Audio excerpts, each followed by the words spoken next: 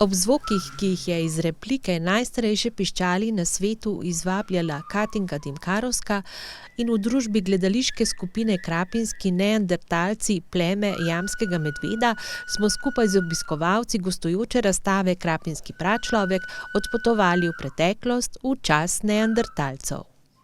Razstava je nastala v sodelovanju med Blejskim gradom in Muzejem krapinskih neandertalcev kot začetek uspešnega mednarodnega sodelovanja. Moram reči, ko je bila ta razstava postavljena, sva bila že oba polna idej za nadaljne sodelovanje, tako da mislim, da bomo še kdaj kaj videli iz muzejev Hrvaškega Zagorja, sicer ne neandertalcev, ampak imamo kar nekaj skupnih stičnih točk, sva ugotovila, tako da upam, da se bo tako tudi nadaljevalo.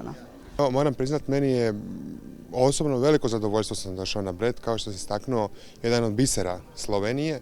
Ovo je već 4. put da ova izložba gostuje jedan od mjesta Slovenije, što pokazuje tu veliku povezanost između hrvatskih kulturnih zaposlenika i slovenskih i jednu zajedničku njegu za našu kulturnu baštinu. Ovo je jedan divan prostor i nadam se da će se svidjeti svim posjetiteljima Bleda, kojih je jako puno, uključujući goste iz Hrvatske. Zgodba o krapinskih neandertalcih se je začela leta 1899, ko so na neandertalskem najdišču Krapina našli največje število neandertalskih kosti v Evropi, približno 200 človeških ostankov, okrog 80 posameznikov ter kosti številnih živali izpred 125.000 let. Avtor gostujoče razstave na Blejskem gradu je Jurica Sabol, ravnatelj muzejev Hrvaškega Zagorja, med katere sodi tudi Muzej krapinskih neandertalcev. Arheološka najdba v Krapini je izjemno obsežna. Jurica Sabol o tem, kaj obiskovalci lahko vidijo na razstavi na Blejskem gradu. Pa evo, imaju zapravo priliku, obzirom da se radi o najbogatijem fosilnom nalazištu neandertalaca na cijelom svijetu. Dakle, izložena je kopija krapinske zbirke.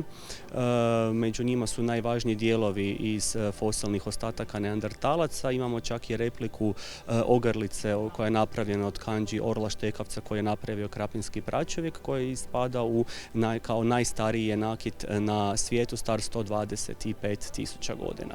A osim tih ostataka neandertalaca predstavljeni su i zanimljivi fosilni ostaci životinja koje su živjele kada i pračovjek na području današnje Krapine.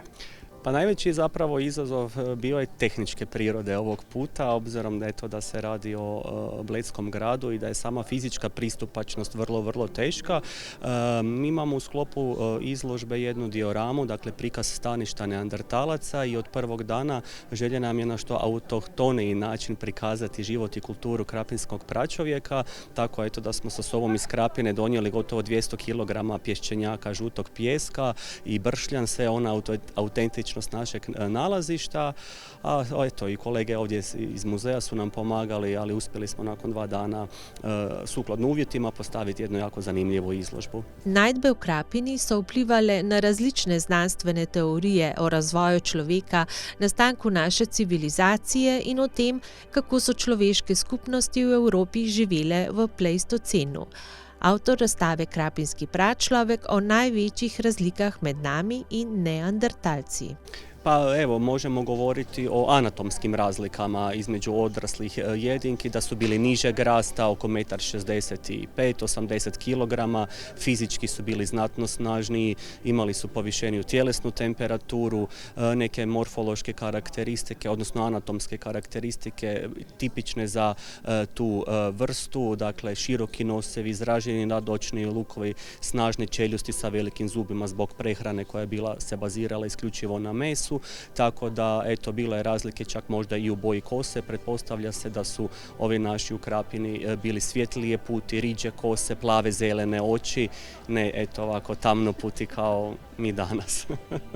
Morda bi se tako kot na Blejskem gradu vstopamo v zgodbe srednjega veka lahko vživeli tudi v svet neandertalcev, če bi se pridružili plemenu jamskega medveda. Audicija je veoma naporna, pošaljemo ljude u šumu bez sa osnovnim alatima. Ko se ujutro vrati, uspije zapaliti vatru, uloviti špiljskog medvjeda, taj je primljen u grupu. To je to.